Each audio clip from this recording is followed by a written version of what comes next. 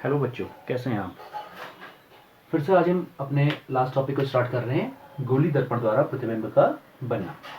देखिए, हमने अपनी जो पिछली क्लास ली थी उसमें आपने देखा था कि ऑब्जेक्ट को हमने अनंत पर रखा था, यानी कि इस जो हमारी जो प्रिंसिपल एक्सेस है इससे कहीं परे बियॉन्ड प्रिंसिपल एक्सेस हमने रखा था, यहाँ कहीं रखा था अनंत पर। और आपने पाया था कि जो उसकी इमेज मिल रही थी हमें वो फोकस पर मिल रही थी।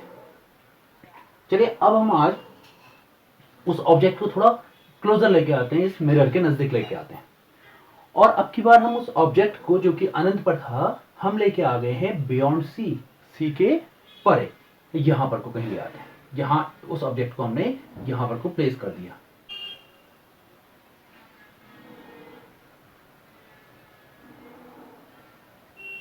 ये देखिए, ये है वो ऑब्जेक्ट जिसको हम नजदीक ले आए हैं इस मिरर के। और अभी हमारी स्थिति क्या है, ये ऑब्जेक्ट की स्थिति अगर हम कहें तो यह है सी के परे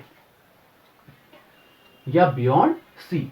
अब आप रिकॉल करिए, हमने गोली दर्पण द्वारा प्रतिबिंब बनने के कुछ सामान्य नियम पढ़े हैं और 4 नियम आपने पढ़े थे हमारी एक पिछली क्लास में, जिसमें आपने देखा था पहले नियम के अनुसार क्या होता है, अगर कोई प्रकाश की किरण इस प्रिंसिपल एक्सेस के समानांतर आए तो वो प्रिंसिपल फोकस से होकर के गुजरती है। नियम नंबर 1 है।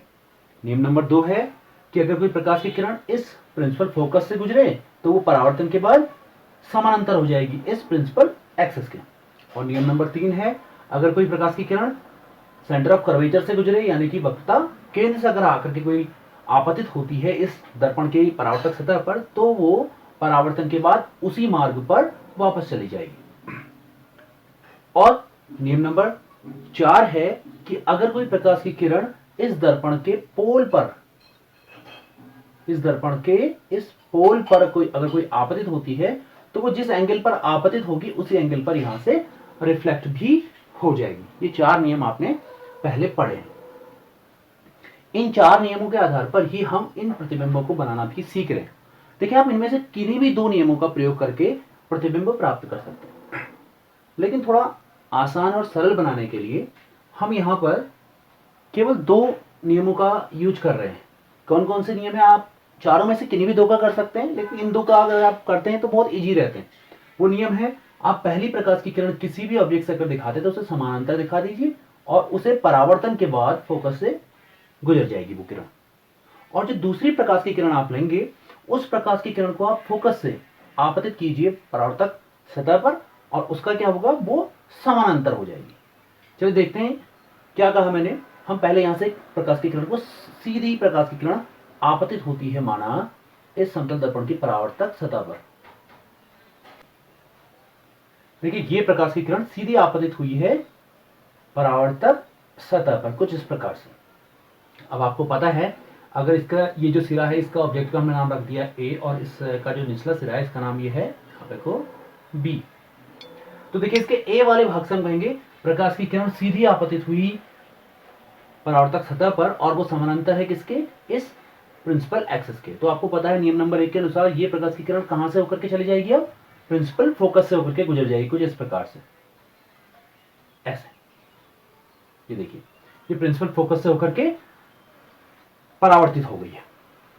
अब मैंने कहा दूसरा नियम आप क्या करें, हमेशा प्रकाश की किरण को आप लोग प्रिंसिपल फोकस से गुजारें। बिल्कुल इसका उल्टा हो जाएगा। क्या होगा, देखिए, प्रिंसिपल फोकस से अगर कोई प्रकाश की किरण जाएगी कुछ इस प्रकार से, ये देखिए, प्रिंसिपल फोकस से होकर के गई प्रकाश की किरण, ये प्रकाश की किरण जो प्रिंसिपल फोकस से होकर के जा रही है, बताइए इसका क्या होगा। ये प्रकाश की किरण सीधी सीधी इस साइड को परावर्तित हो जाएगी और वो किसके समानांतर होगी, वो प्रिंसिपल एक्सिस के समानांतर होगी कुछ इस प्रकार से। देखिए, देखिए, ये परावर्तित हो गई कुछ इस प्रकार से, आई थी कहां से, फोकस से, और परावर्तित हो गई समानांतर। और ये एक बिंदु पर कहीं से काट रही है। देखिए, यहां पर ये दोनों प्रकाश की किरणें एक दूसरे को इंटरसेक्ट कर रही इस बिंदु पर। तो यहां पर को हमें एक इमेज मिल जाती है। और ध्यान दीजिए, देखिए, इमेज का जो ऊपरी हिस्सा है वो है ए और यह है बी। अब ऐसा कैसे, मैंने बताया कि ये हिस्सा ए वाला ही रहेगा। बच्चे ये भी करते हैं, कंफ्यूजन में रहते हैं कि ये हिस्सा उल्टा क्यों हो गया। देखिए, इसके लिए सबसे सरल तरीका है, क्योंकि देखिए जो हमारी पहली प्रकाश की किरण गई थी वो कहां से गई थी, ए वाले हिस्से से, यानी कि ये प्रकाश की किरण जब परावर्तित होगी वो हिस्सा हमेशा ए वाला ही बना रहेगा। इसलिए देखिए ए वाला हिस्सा ये रहा, फिर दूसरी प्रकाश की किरण भी हमने ए से पर आपतित की थी परावर्तक सतह पर, ये भी परावर्तित हुई तो ये भी इस हिस्से से गई थी, तो ये हिस्सा हमेशा ए वाला बना रहा, इसलिए ये बन गया जो इमेज बन गई वो बन गई उल्टी। तो हमें क्या क्या पता चला इस वाले रे डायग्राम से, इस किरण आरेख से हमें क्या पता चला, यहां ध्यान दीजिए। देखिए हमने कहा ऑब्जेक्ट को कहां प्लेस किया था, बियॉन्ड सी, सी के परे। तो हम कह सकते हैं अगर हम किसी ऑब्जेक्ट को सी के परे रखें तो उसकी जो इमेज है वो कहां मिल रही है, देखिए आपको सी और एफ के बीच में, बिटवीन सी एंड एफ, यानी कि सेंटर ऑफ कर्वेचर और प्रिंसिपल फोकस के बीच में आपको इमेज कहीं पर मिलेगी। और दूसरी बात क्या पता चली हमें इससे, अगर आपने सी के बियॉन्ड कहीं ऑब्जेक्ट को रखा है, तो अगर आपने सी के परे कहीं ऑब्जेक्ट को रखा है तब उसकी जो इमेज मिलेगी वो उस ऑब्जेक्ट से छोटी मिलेगी और उल्टी मिलेगी। इसके साथ साथ अब आप बता सकते हैं कि ये वास्तविक है या आभासी। बिल्कुल सही सोच रहे हैं आप, ये है वास्तविक। क्यों, क्योंकि ये इंसिडेंट रे के अपोजिट डायरेक्शन में। तो चलिए इसको भी हम एक टेबल के थ्रू उतार लेते हैं, समझते हैं कि हमने क्या क्या इस रे डायग्राम से जाना। हम लिखेंगे बिंब की स्थिति क्या है, सी के परे, सी के परे यानी कि सी से पहले।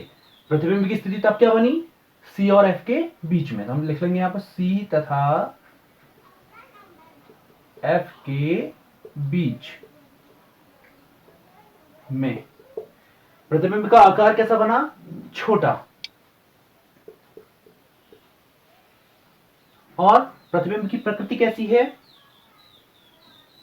क्या बना, वास्तविक और उल्टा।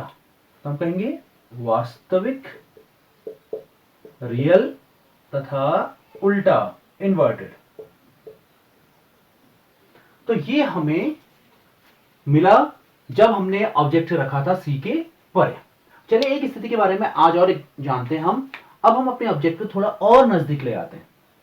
तो देखिए अब कहां पर हम इसे प्लेस करते हैं, तो अब हम अपने ऑब्जेक्ट को थोड़ा और नजदीक ले आते हैं। देखिए अभी हमने जो पहली स्थिति इससे पहले देखी थी वो थी सी के परे। अब हम ऑब्जेक्ट को सी पर रख देते हैं, एग्जैक्ट सी पर, यहां पर को,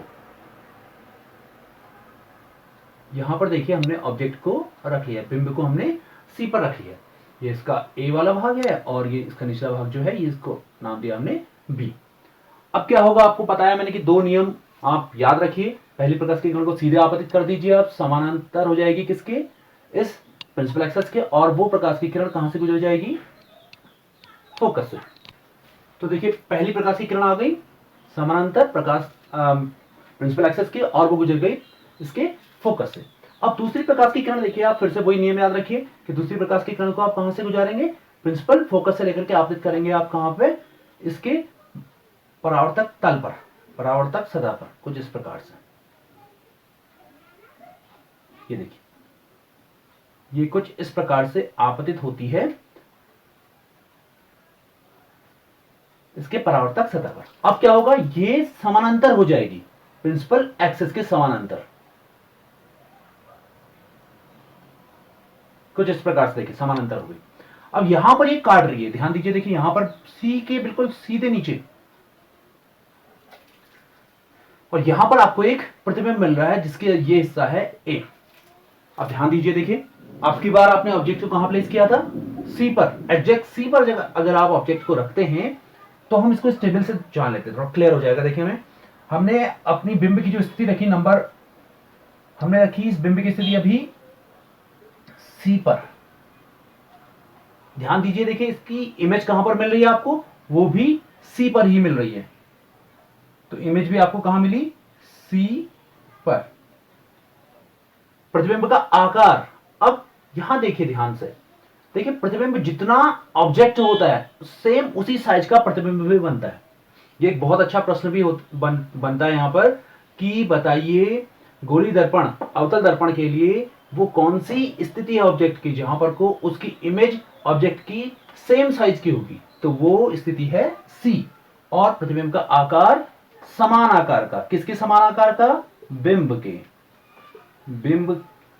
के समान आकार का। और प्रतिबिंब की प्रकृति देखिए अभी भी वास्तविक है क्योंकि ये इंसिडेंट रे के अपोजिट डायरेक्शन में है, और आपको दिख रहा होगा अभी भी क्या है, उल्टा। तो हमें ये आज की दूसरी स्थिति से पता चला जब हमने ऑब्जेक्ट को सी पर प्लेस किया था। तो बच्चों आज की क्लास में हमने इन दो स्थितियों के बारे में जाना। कल की क्लास में हम देखेंगे कि हम अपने ऑब्जेक्ट को थोड़ा और आगे को प्लेस करेंगे और ये जानेंगे कि प्रतिबिंब की स्थिति क्या बनती है, प्रतिबिंब का आकार क्या बनता है, प्रतिबिंब की प्रकृति क्या बनती है। तो आज की क्लास में यहीं तक। और आज जो आपने होमवर्क करना है उसमें आपने इन दो स्थितियों के बारे में जो आज आपने जानी थी, सी के परे अगर आप ऑब्जेक्ट को रखें और सी पर ऑब्जेक्ट को रखें, इन दोनों स्थितियों के लिए किरण आरेख स्वयं से बनाना है। थैंक यू बच्चों।